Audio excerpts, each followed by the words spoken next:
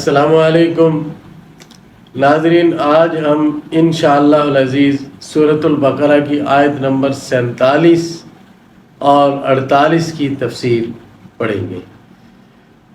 اعوذ باللہ من الشیطان الرجیم، بسم اللہ الرحمن الرحیم۔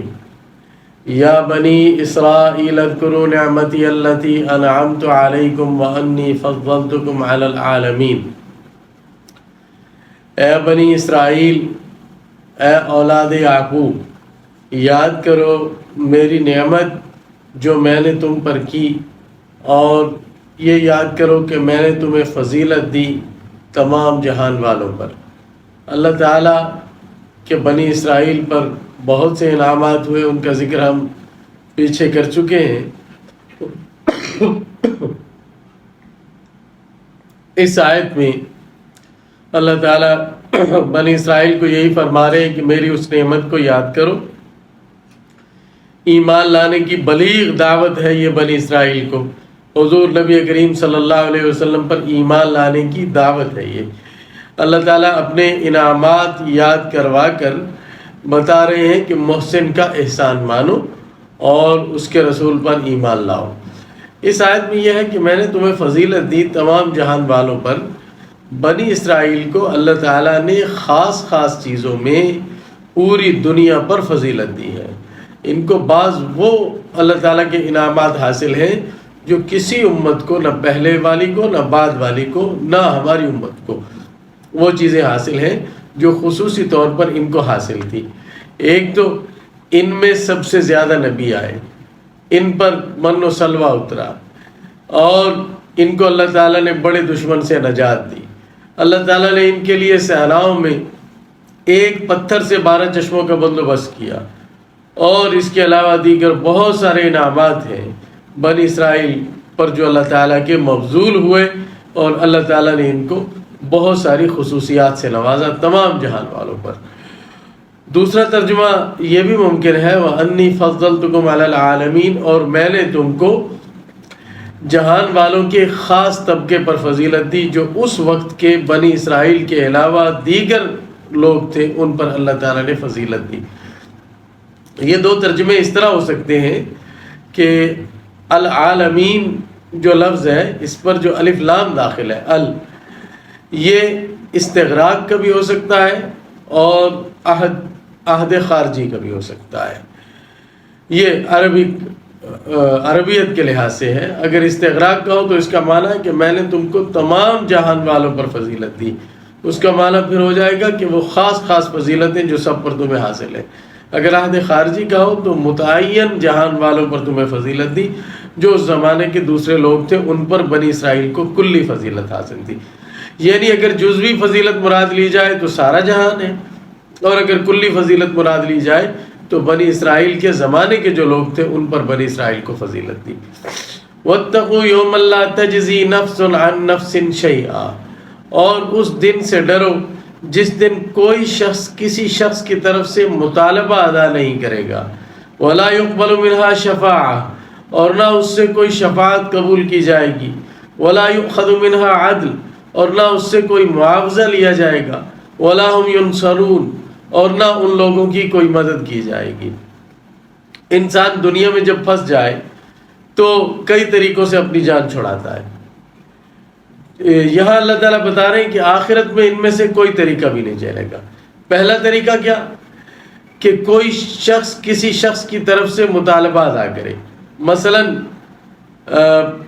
میں نے کسی کے پیسے دینے ہوں اور مجھے اس مطالبے میں پکڑ لیا جائے تو میرا کوئی دوست آ کر کہے کہ اسے چھوڑ دو، اور اس سے جن پیسوں کا تم مطالبہ کر رہے ہو وہ تم مجھ سے لے لینا۔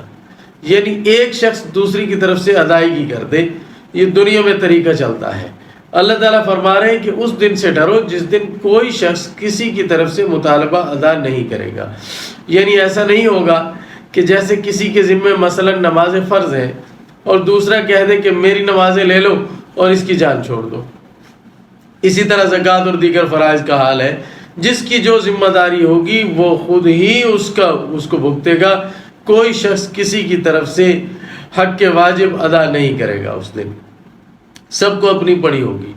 وَلَا يُقْبَلُ مِنْهَا شَفَاعَةٌ، اور کسی کی سفارش قبول نہیں کی جائے گی۔ دنیا میں انسان جب پھنس جاتا ہے تو سفارش سے چھوٹتا ہے، اور اکثر یہی طریقہ چلتا ہے کہ کسی بڑے کی سفارش کام آتی ہے۔ یا اللہ تعالیٰ فرما رہے ہیں کہ اس دن شفاعت قبول نہیں ہوگی۔ قرآن مجید میں دوسری جگہ دوسرے مقامات پر شفاعت کا قبول ہونا بھی مذکور ہے کہ وَلَا يَشْفَعُونَ إِلَّا لِمَنِ ارْتَضَىٰ، کہ وہ لوگ شفاعت نہیں کرتے مگر اس شخص کے لیے جس کو اللہ تعالیٰ پسند کرے۔ مطلب یہ کہ شفاعت ہوگی، اور اسی طرح احادیث سے بھی معلوم ہوتا ہے کہ شفاعت ہوگی۔ خود سرور دو عالم صلی اللہ علیہ وسلم کی شفاعت ایک شفاعت کبریٰ ہے، جس کے بعد تمام لوگوں کا حساب شروع ہوگا۔ پھر آپ کی خصوصی شفاعتیں ہیں، اور فرمایا شفاعتی لأہل الکبائر من امتی، میری شفاعت میری امت کے کبیرہ گناہ کرنے والوں کے لیے ہے۔ تو شفاعت تو وہاں ہوگی، اور شفاعت کے ذریعے بہت سے لوگوں کی جان بخشی ہوگی۔ تو پھر اس آیت کا کیا مطلب ہے کہ شفاعت قبول نہیں ہوگی؟ بات کو سمجھنا چاہیے، یہ دراصل تعارض نہیں ہے، کوئی ٹکراؤ نہیں ہے۔ اصل میں شفاعت کی 3 قسمیں ہیں، 3 صورتیں بنتی ہیں دنیا میں۔ ایک صورت یہ ہے کہ حاکم کے ہاں شفاعت کرنے والا حاکم کا ایسا محبوب ہو کہ حاکم اس کی محبت میں مجبور ہو کر اس کی شفاعت قبول کرے۔ اگر نہیں کرے گا تو محبوب ناراض ہو جائے گا، محبوب ناراض ہو جائے گا تو اسے چین نہیں پڑے گا۔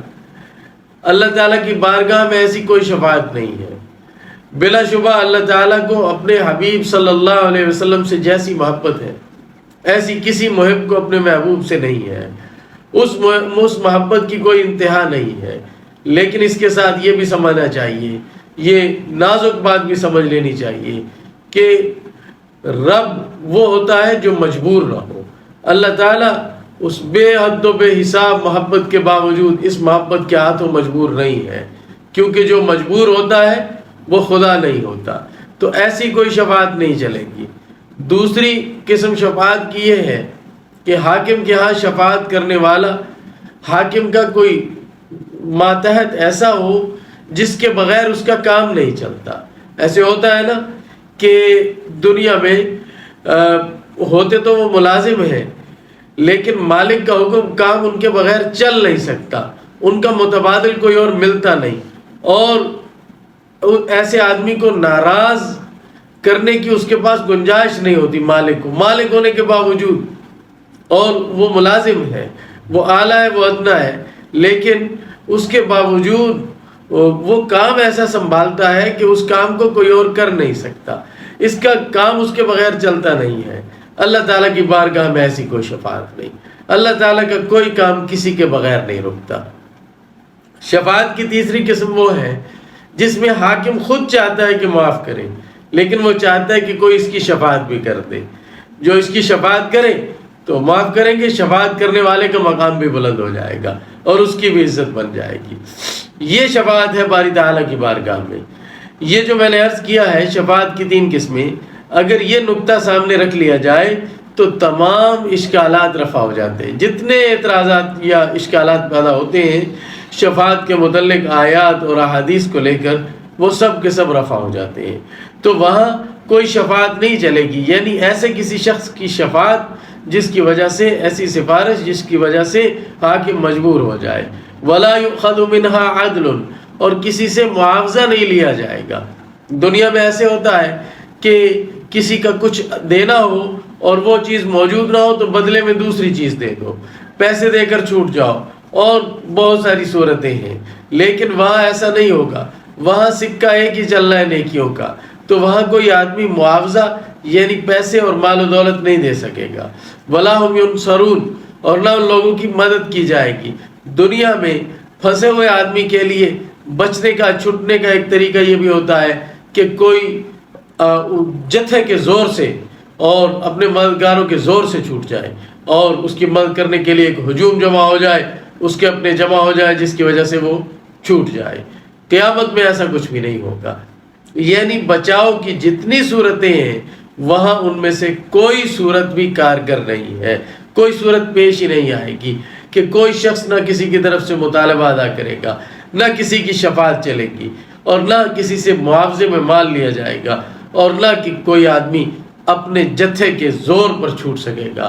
اللہ تعالیٰ فرما رہے اس دن سے ڈرو، اور اللہ تعالیٰ اس دن کا ہمیں حقیقی خوف نصیب فرمائے، جس طرح حدیث میں دعا ہے اللہم اقسم لنا من خشیتک ما تحول به بیننا و بین معاصیک، کہ یا اللہ ہمیں اپنا اتنا خوف نصیب فرما دے جو ہمارے اور تیری نافرمانیوں کے درمیان آڑ بن جائے۔